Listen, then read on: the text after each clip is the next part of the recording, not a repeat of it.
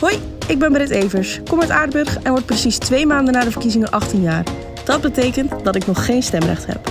Toch ben ik heel erg geïnteresseerd in zowel de landelijke als de lokale politiek. En met dit programma hoop ik je te informeren voor jouw stemkeuze.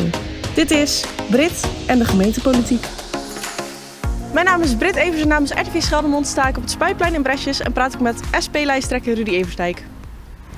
Dag Rudy Eversdijk, dank u wel dat u wilde komen. Graag gedaan, ik vind het leuk. Ja. Kunt u mij de belangrijkste standpunten uit uw partijprogramma vertellen? De belangrijkste standpunt is het wonen. Het wonen, we hebben woningen tekort, we hebben allerlei soorten woningen tekort. Sociale huurwoningen, nul-trede woningen. Onze jongeren kunnen geen huizen kopen omdat alle toeristen alles opkopen. Dus de jongeren vertrekken. Dus we zijn de zogenaamde krimpgemeente. Maar die krimpgemeente kan je ook omzetten in een groeigemeente. Maar er is veel werk voor nodig. Dat zijn echt de belangrijkste dingen. De recreatieve verhuur is een hot item natuurlijk. Wij zijn helemaal tegen de recreatieve verhuur in de kernen. De kernen zijn om te wonen en niet om vakantie te vieren. Wat is uw standpunt over bijvoorbeeld duurzaamheid in de gemeente? Ja, duurzaamheid natuurlijk is heel belangrijk. Die CO2 die moet een beetje verminderd worden. En dat kan je als gemeente met kleine dingen mee beginnen. Ik bedoel, je wagenpark rijdt op diesel. Ga zoveel mogelijk over op elektrisch. Doe op de daken zonnepanelen. De industrieterreinen die leeg zijn, dat niet verkocht kan worden of moeilijk te verkopen is, maak er kleine zonneparken van. En grote zonneparken niet zo erg, vinden wij niet zo, omdat je kostbare landbouwgrond opoffert. En windmolens willen ze hier niet. Ja. En dus we zullen toch iets moeten doen. Wat kan de SP betekenen voor de jongeren binnen deze gemeente? Ja, dat is een heel moeilijk item. Ik bedoel, Disco Joy is weg. Er zijn geen uitgaansgelegenheden voor jongeren. Jongeren trekken de grenzen over. Omdat hier is 18 en in België is nog steeds 16 voor het alcohol. Wat wij zouden willen, maar dat ligt aan de ondernemers die dat willen. Bijvoorbeeld hier heb je het Veerplein.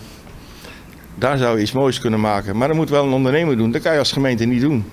De gemeente kan moeilijk een discotheek gaan bouwen. Dat kan niet. En wat is uw standpunt over de toeristische verhuur? In de kernen absoluut geen toeristische verhuur. Dat is allemaal overlast. Wij vinden dat de huizen voor de inwoners zijn en niet voor de toeristen in de kernen. De toeristen horen thuis op vakantieparken, hotels aan de kust. Niet in de kern.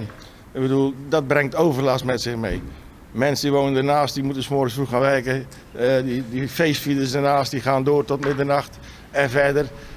Dus geen toeristische verhuur in de kernen. Maar wij zouden akkoord kunnen gaan met 30 dagen. En dat is een standpunt omdat je mensen hebt die gaan 3 weken op vakantie en die verhuren hun huis 3 weken. Daar hebben wij geen problemen mee. Dat is maar even een korte periode. Maar dat is wel maximaal die 30 dagen. En door 30 dagen is het voor een belegger niet interessant om een huis te kopen om te verhuren. En wat hier gebeurt, dat hebben we gezien met die 120 dagen, is het voor een belegger wel aantrekkelijk om een huis te kopen. Dus dat is ons standpunt daarin.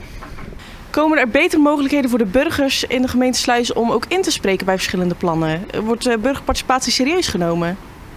Ja, natuurlijk wel. De burgers, ik noem het nooit geen burgers. Ik heb een hekel aan het woord, ik noem het inwoners. Onze inwoners hebben recht op inspraak, altijd. Natuurlijk in de commissies kan dat.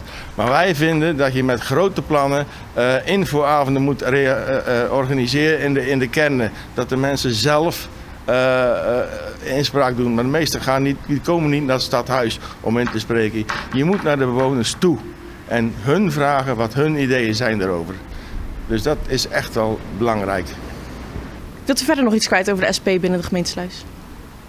Nou, wij zijn als SP een partij die ook opkomt niet voor de rijken. Wij zijn voor de gewone onze inwoners. En dat is het belangrijkste. Laatste vraag. Hoeveel zetels denkt u te halen deze verkiezingen? Een hele moeilijke vraag. Hoop 1 zetel te houden. Liefst hebben we er meer. We hebben 10 kandidaten op de lijst, dus ik zou liefst alle 10 erin hebben. Maar dat is een sprookje, dat gaat niet. Als we zouden verdubbelen, dat zou heel mooi zijn. Nou, dat is de vraag. We hebben 9 partijen, dus de spoeling wordt dunner.